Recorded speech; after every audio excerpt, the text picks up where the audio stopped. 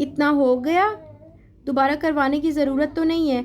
Major मैं आपको बताती हूँ, ठीक है, इम्पॉर्टेंट है। वो ये है कि ये जो हमारे पास मैकबर्नीस पॉइंट है, वहाँ से आर्टरी कौन सी पास कर रही होती है? Deep circumflex iliac artery. Nerve कौन सी पास कर रही होती है मैकबर्नीस पॉइंट से? इलियो हाइपोगैस्ट्रिक, ठीक है, नर्व।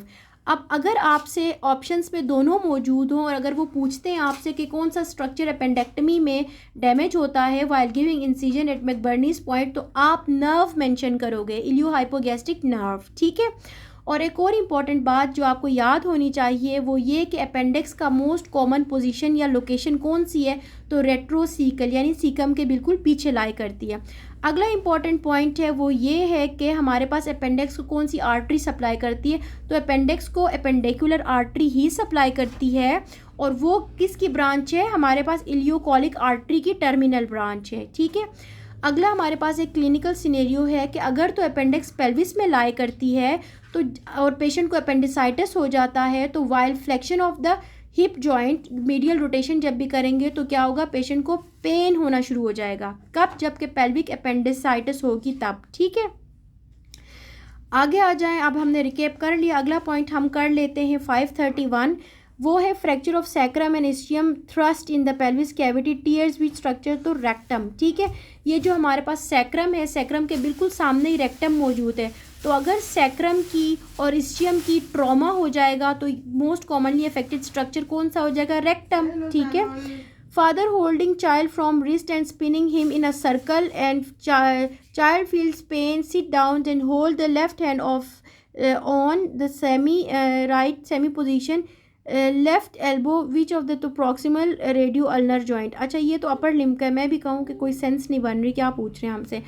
अपर लिम्ब से इन्होंने एक सवाल बीच में डाल दिया, तो इसको गौर से देखें, ठीक है। वो है कि अगर तो हम बच्चों को जिस तरह हम नॉर्मली करते हैं, हाथ से पकड़ के हमने उसको ऐसे ऐसे स्पिन अराउंड कर लिया, ठीक है, तो क्या हुआ कि एक तो बाद बच्चा बहुत खुश हुआ होगा। अब बाद में क्या हुआ है कि वो अपना हाथ सेमी प्रोन पोजीशन में लेके बैठ गया, रोने लग गया। क्यों?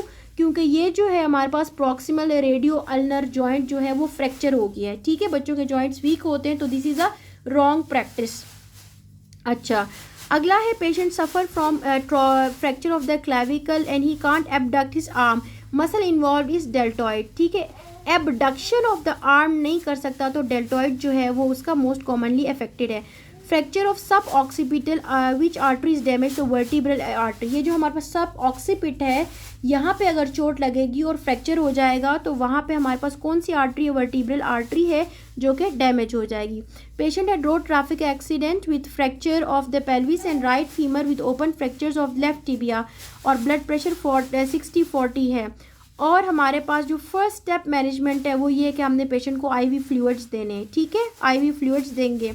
The next one is 45 years old female with fracture of femur presented with limb swelling. The next pathology is deep vein thrombosis, ठीक है, DVT हो जाएगा जिसकी वजह से ये लिम्ब की स्वेलिंग है। Posterior superior dislocation of the hip joint which bone is damaged, तो it is ilium and ischium जिसकी वजह से posterior and superior dislocation of hip joint है। Multiple bone fractures, blood pressure 70-50, first step management is IV fluids।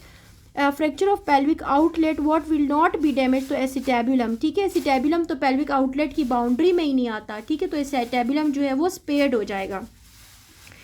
और ये जो हमारे पास pelvic outlet है, पेल्विक इनलेट है, पेल्विक की कैविटी है, इसके बॉर्डर्स और बाउंड्रीज गायनी वालों के लिए इंपॉर्टेंट है। तो जब हम पढ़ेंगे एनाटमी गायनी ऑप्स में मैं पढ़ाऊंगी तो फिर ये चीज़ भी मैं आपको बताऊंगी, ठीक है, कि आउटलेट कौन सी बाउंड्रीज कौन सी चीज़ें आउटलेट की बाउंड्रीज बनाती है, तो आपको पता चलेगा एसिटेबुलम तो बाहर है, वो उस बाउंड्री में आता ही नहीं है, ठीक है।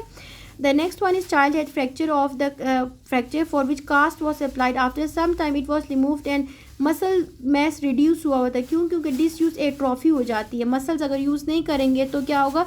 डिसयूज एट्रॉफी हो जाएगी, ठीक है। एक और इम्पॉर्टेंट पॉइंट जो बहुत हम सबको याद होना चाहिए वो ये है कि boy had a fracture of the humerus for which in ER and he was advise for few days after removal of the cast muscles were atrophy due to decrease actin and myosin protein synthesis, ठीक है। कोई stimulus ही नहीं गया for the production और synthesis of actin and myosin, तो क्या हुआ है? हमारे पास एट्रॉफी हो गई है। तो हमारे CR ने हमें बताया है कि ये हमारा लास्ट पॉइंट है, और फिर हम लोग जो है इसको आगे कंटिन्यू करेंगे, ठीक है। Is that enough?